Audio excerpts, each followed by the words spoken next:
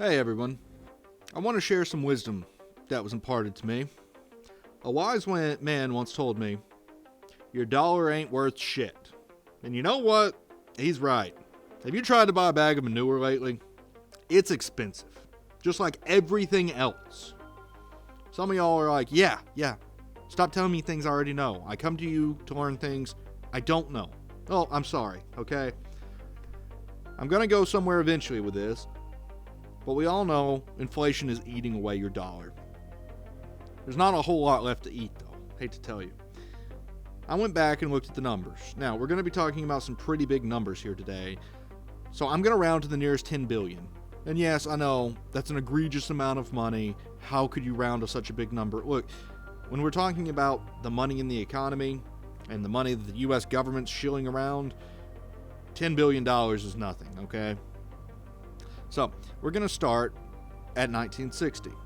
You know, back when your grandparents could buy stuff and, pay for it with cash at the time without using a credit card, without, taking a 30-year mortgage that they could never pay off, without, all the other things we do so that we can purchase stuff in our daily lives. No, we're talking about a day when you spent 2 years' salary, maybe 3, on a house, where your car was one of your bigger purchases, and that could be paid off in a year's salary. No real issue living. Certainly no issue providing groceries or any of the other daily necessities that your family might need. And the idea of getting a white picket fence and a little family of 4 and all that was not just achievable, it was the standard American dream. We all expect to achieve it. If you don't have it by the age of, 30, 35, your peers will look at you and go, what's going on there? You a little slow? What's going on, man? And there's probably some story behind it, because it was so achievable.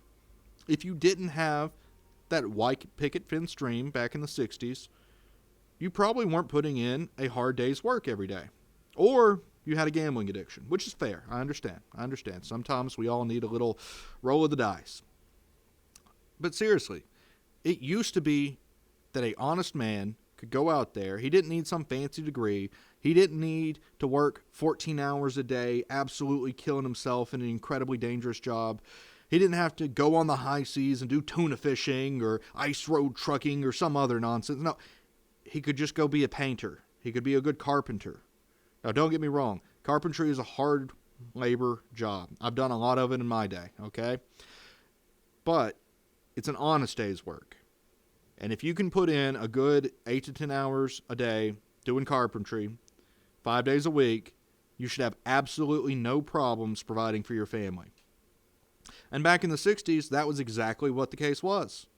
You go, you put in your work. You don't even have to put in 10 hours a day. You could put in 8 hours a day, 5 days a week, and your family would be doing just fine. Because the dollar used to be worth something.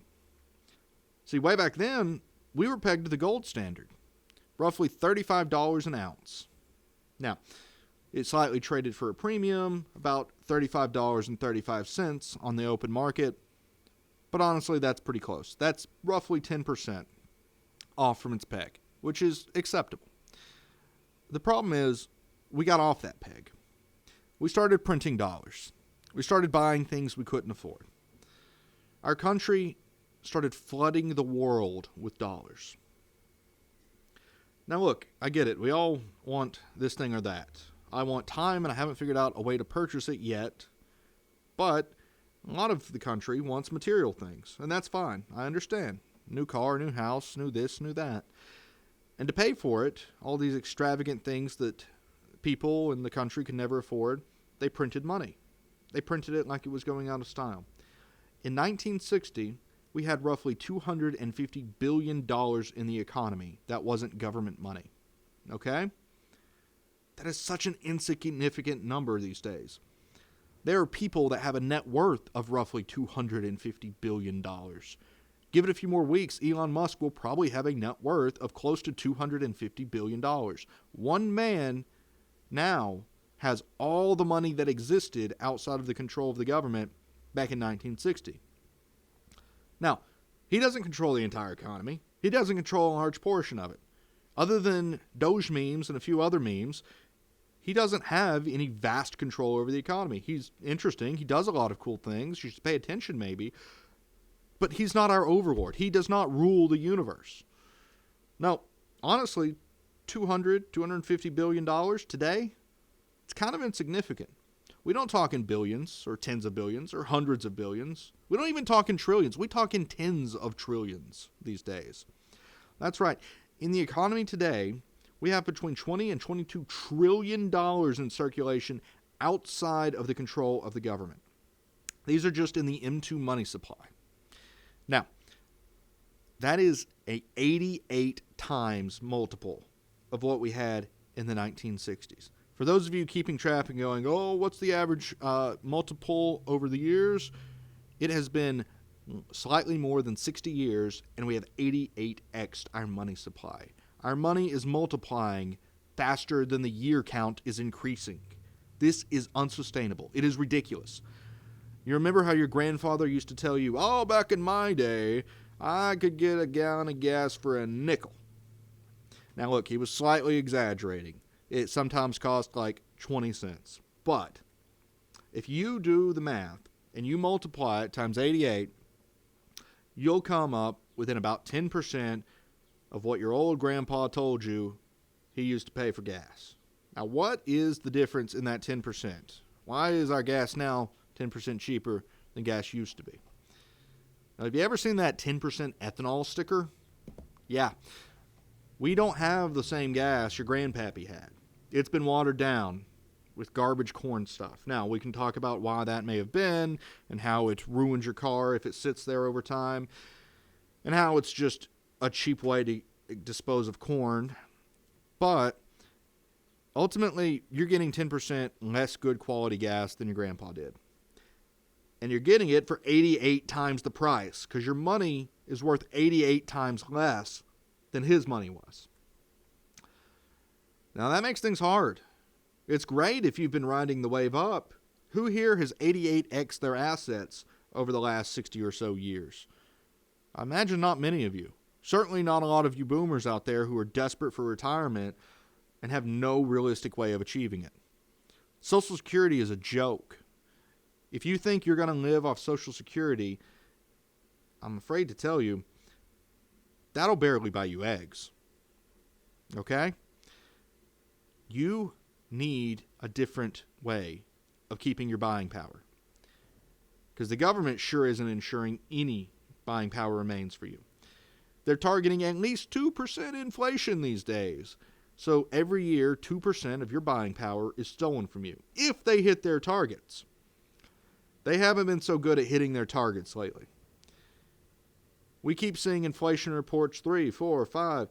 We've had enormous inflation over the last few years.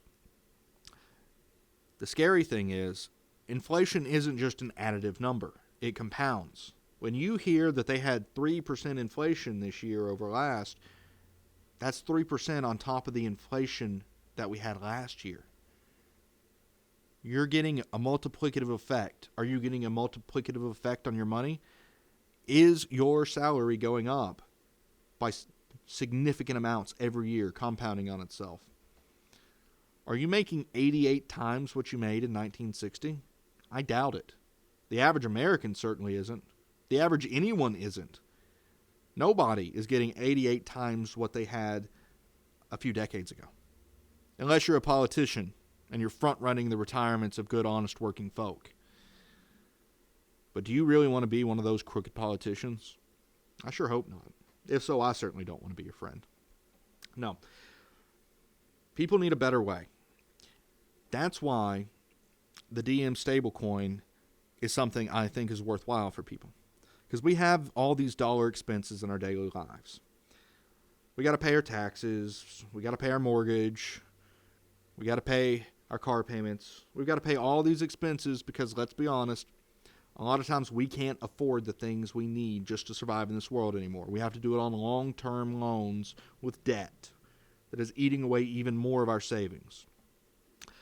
We not only have to suffer inflation, but we have debt piling up, oftentimes faster than our growth in income is. It's time we turn the tables. It's time we say, I think your dollar ain't worth shit. And I'm going to put my money where my mouth is. Okay, that's great. How do I do it? You're telling me all these things, Mr. Overlord. How do I take advantage of this system to come out better than if I had my money just 88x inflate away from me? Because I'm really not interested in having my money disappear like that. I worked really, really hard for it. Harder than those politicians who keep stealing me could ever imagine. Well, it's simple. All you've got to do is get a quality asset. It can be a PNS token. It can be Bitcoin. It can be Ethereum.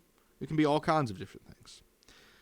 Any asset that the DD ecosystem accepts, you can take that. You can put it in the DM stablecoin module in one of their vaults. You can borrow their DM dollar-pegged stablecoin against it. You can use that to do your daily transactions. Pay for all the different things that come up in your life. Don't we all know there's quite a few of those? And while the U.S. government keeps inflating away the dollar, you owe the DD protocol DM, which is basically dollars. It's just dollars on the blockchain. And as they keep inflating away the dollars, and the value of everything keeps increasing except your dollars, what you owe is now worth less. And what you borrowed against is now worth more. You will be having money in a hard asset form, in something that's not losing value. In fact, in dollar terms, it's gaining value. Because every dollar they print increases the value of a real asset. Because a real asset has actual value, unlike the paper garbage we're forced to transact with in our daily lives. So print some paper garbage of your own. Go and use that. Use the DM stablecoin. And after the government has 88x the money supply again in a few years, come back, pay it off for the price of a marble, get back your real assets, and transact with those. That is your retirement. This is the future. This is how you retain your buying power through time. No loss of energy, no loss of buying power. All you are doing is storing away a nest egg that actually has value. You don't have to lose just because someone wants to take what's yours. Take your own assets and be smart. I know it's more work, but it's worth having something as opposed to letting somebody steal almost everything you worked your entire life for. Go use the DM stablecoin. It's cheap. You make money as the government abuses you now. Take advantage of their corruption. Save yourself. Please, I'm begging you. I'm personally doing it. I am incredibly vested in this ecosystem because I think it's a good idea. I think it's a better way to live. I'm terrified of hyperinflation because we keep seeing these reckless people with their money printers just print and print. And I don't know about you, but I can't find a way that speedboats for foreign countries or $30 million for gender studies in Pakistan benefits our country in any way. I don't see how that helps my roads get paved. Maybe it's some 200 IQ play that I'm just not seeing. But it hasn't panned out over the last 60 years. I don't expect it to over the next 60 years. So I'm shorting the dollar while using dollars still. I can take care of all the daily necessities and it doesn't cost me anything. In fact, it saves me money in the future because I get to keep my real assets, my real money, while this paper fiat is accepted by everybody who still has faith in this corrupt government that is stealing from us every single second. If you doubt me, go look up the U.S. debt clock. What, $34.25 trillion? Every single dollar that gets added to that is reducing your dollar's buying power. Every single second. Just watch it count up for a minute. In a minute, it'll make more than the average person makes in their lifetime. In an hour, it'll make more than some countries make in a year. The amount of money that our government is spending is unimaginable. They spend billions. They spend billions a day. They spend more than $6 trillion a year. They can't steal enough money from us in their corrupt tax scheme to cover it. There is a deficit of over $1 trillion every year and growing every year. And with these higher interest rates, the amount of interest they owe on their debt is growing ever faster, ever more. Try and skip out on paying your mortgage sometime. See how that goes for you. Now, as a country with a lot of guns, they get away with a lot. But that doesn't mean they get to not pay their debts. And they can pay their debts. How can they pay it, you ask? They have to print more and more money, faster and faster. And the more they print, the less you have. They may not be taking the dollars out of your pocket until it comes tax season, but rest assured, every single second, every dollar you have is worth less and less. And it's becoming worth less faster and faster. If you want to hide money under your mattress and hope your grandkids enjoy it, I can't stop you. But I assure you, anybody who packed up 50 grand 100 years ago to leave to their great-grandchildren probably expected it to do more than just buy a reasonably priced car. They probably expected that to be enough money to life change their grandchildren, to get them out of the cycle of running the rat race. I hate to tell you, 50 grand's borderline toilet paper these days. Yeah, it's nice. I mean, I'll accept it. You want to send me 50 grand? Sure, I don't care. But that's not going to fix anybody's lives. That's not going to change everything. No, you need a lot more than that. Heck, you need that just for the down payment on a house, let alone to actually buy one these days. Back in the 60s, that was buy a house, buy a car, have plenty of money. That was real money back then. 100 years ago, that was the kind of money that kings had. That was riches. Now, 50 grand. Yeah. Try going to a girl and telling her you make 50 grand a year. See how impressed she is. I bet it'll do wonders for you. It'll be a wonder why you wasted any time thinking you were bragging, saying 50K is something. Because your money is getting inflated away so quickly. And while some people may say, well, yeah, okay, 50K is not a lot, maybe 100K. 100K is worth a fraction of what it was just a few years ago.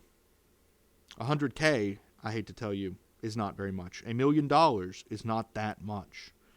Sadly, no matter how much money you think you have, you only have that buying power for a very limited amount of time.